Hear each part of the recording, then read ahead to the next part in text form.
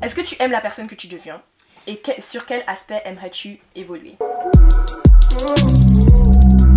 Hey, alors j'espère que vous allez bien depuis ma dernière vidéo. J'avais pas menti quand j'avais dit que j'étais de retour, hein. Donc du coup en fait j'ai décidé de faire une FAQ. Je vous ai demandé sur Instagram de me poser des questions afin que je puisse mieux me présenter à vous. Je pense que ça va aider pour établir le lien que je veux pour la suite de ma chaîne YouTube, tu vois. Et du coup on a Londa Gabonaise qui est derrière la caméra qui va me poser les questions que vous avez de bon cœur, que vous m'avez posé de bon cœur sur Instagram. Alors, on va commencer par les questions les plus basiques, on va dire. Ok. T'as fait quoi comme étude? Comme étude, là je suis en train de faire économie et gestion. Est-ce que tu vas refaire des vidéos sur des disparitions, sur les meurtres? Et la personne rajoute t'es la meilleure, Mathilde. Oh merci beaucoup, je sais que c'est toi Rosanne. Franchement des vidéos sur les crimes, les disparitions, j'aime beaucoup faire ça.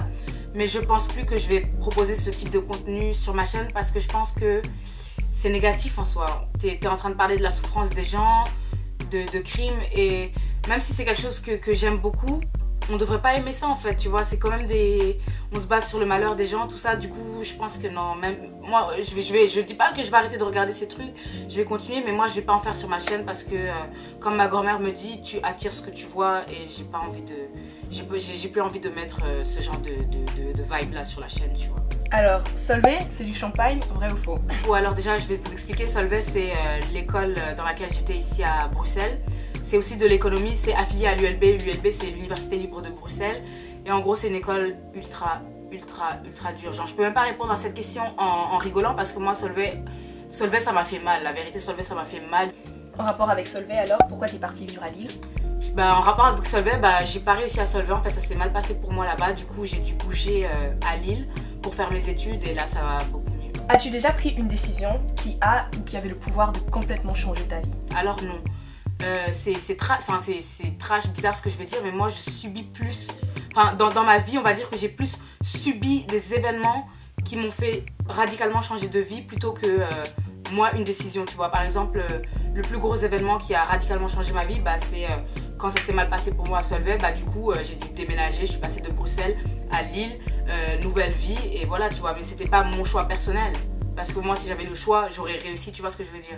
Donc, c'est plutôt des événements qui ont changé ma vie que moi, des décisions. C'est quoi tes projets? Je veux bien me dévoiler sur YouTube, mais comme on dit, on travaille en silence, quoi. Le travail, ça se fait en silence. Je sais ce que je veux dans la vie. La seule chose que je peux vous dire, c'est que moi, je suis une businesswoman. Je veux créer mon entreprise. Mais j'en dirai pas plus parce que tout se fait en silence. C'est un peu dans le même genre la question, donc tu envisages quoi pour plus tard? La seule chose que je peux vous dire, c'est réussir. Mais moi, je vais pas commencer à m'étaler sur mes projets comme ça. Tu vois, non. Parce que les gens, c'est des mauvaises langues. On t'attend au tournant, tu dis que tu veux faire ça. Si tu ne le fais pas, on t'attend au tournant. Donc, je préfère ne rien dire. Mais la seule chose que je peux vous dire, c'est que je veux réussir.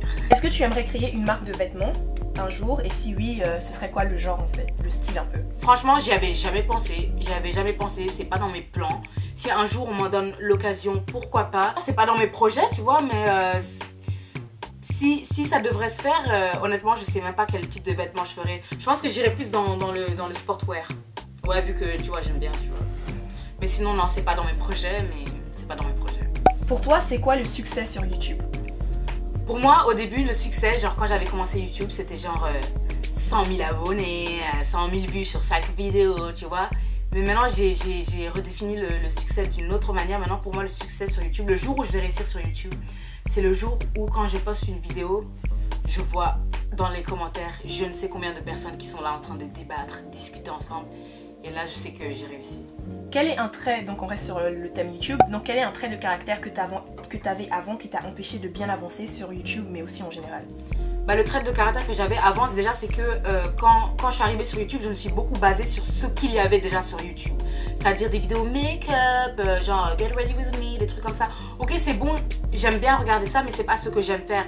Et moi, en fait, je pensais que c'était ça que j'aimais faire, même quand je demandais à certaines de mes copines, parce qu'elles, elles sont vraiment dans ce genre de vidéos-là, tu vois, on me conseillait des trucs comme ça. Et je faisais, mais quand je le faisais, j'avais jamais... je sentais qu'on me proposait l'idée, mais tu vois, oui... Mais t'étais réticent en fait. Et voilà, ce qui a changé, c'est que maintenant j'ai compris ce que j'aime faire et je vais faire ce que je vais faire, et aussi le regard des gens. Vous voyez la première vidéo que j'ai fait, j'ai été étonnée, la réaction que j'ai eue, c'est oh, j'ai appuyé sur ma caméra, j'ai commencé à me filmer et j'étais pas maquillée, j'étais rien du tout. Alors qu'avant j'avais quand même de la préparation avant, tiens je vais me maquiller, même si j'avais pas de scénario dans mes vidéos, il y avait quand même une ligne directrice où j'avais pensé à ce que j'allais faire, tu vois, tandis que maintenant c'est plus naturel, je fais mon truc de manière plus aisée en fait. Je sais pas si la réponse c'est bien.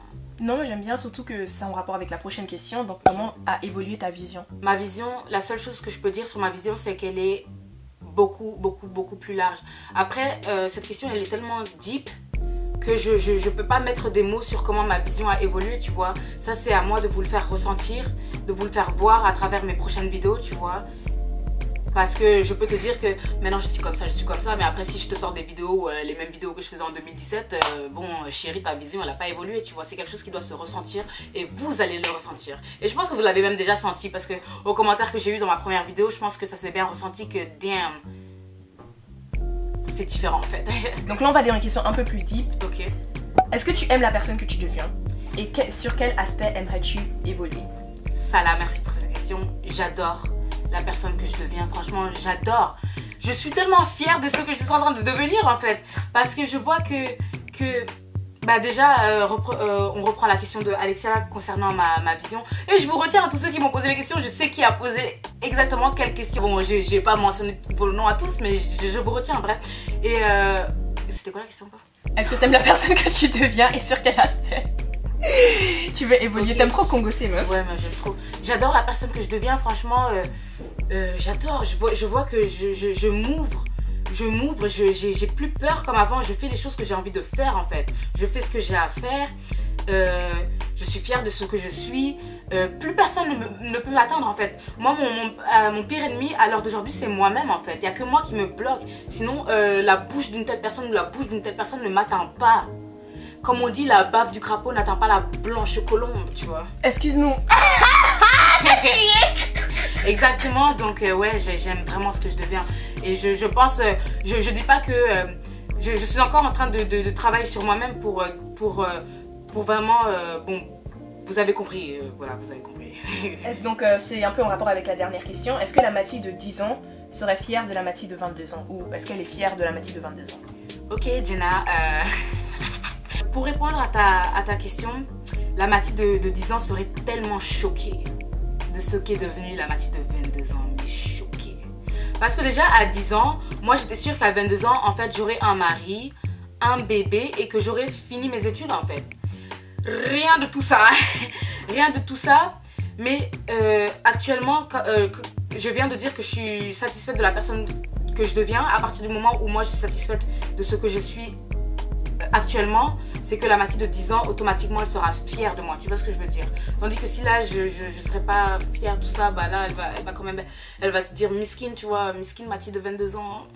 Mais là, non, il n'y a pas de miskin, là, c'est yeah, top. T'es au top, chérie. Alors, le bonheur pour toi, c'est quoi? Et est-ce que tu es heureuse en ce moment dans ta vie? Le bonheur, c'est quoi pour moi? Je pourrais pas te dire c'est quoi le bonheur, je peux pas le définir. Mais la seule chose que je peux te dire, Karel...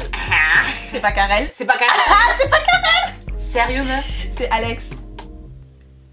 Sérieux? Ouais. Oh, bon, c'est pas grave, hein. Je vais quand même mettre, hein. Je vais pas couper, hein. Je me demandais si t'allais couper ou pas en plus. Non, je vais pas couper, c'est pas grave. Bon, ça arrive de faire des erreurs, hein. Je peux pas te dire c'est quoi le bonheur pour moi, mais la seule chose que je peux te dire, c'est que quand je suis heureuse, je le sais, tu vois. C'est quand je suis bien en fait, quand je me sens bien dans ma tête, apaisée, j'ai pas de trucs qui me parasitent à gauche à droite. Là, je peux dire que je suis bien, tu vois. J'ai un exemple, c'est on a passé une super belle journée la dernière fois avec les filles, Ivy, tout ça.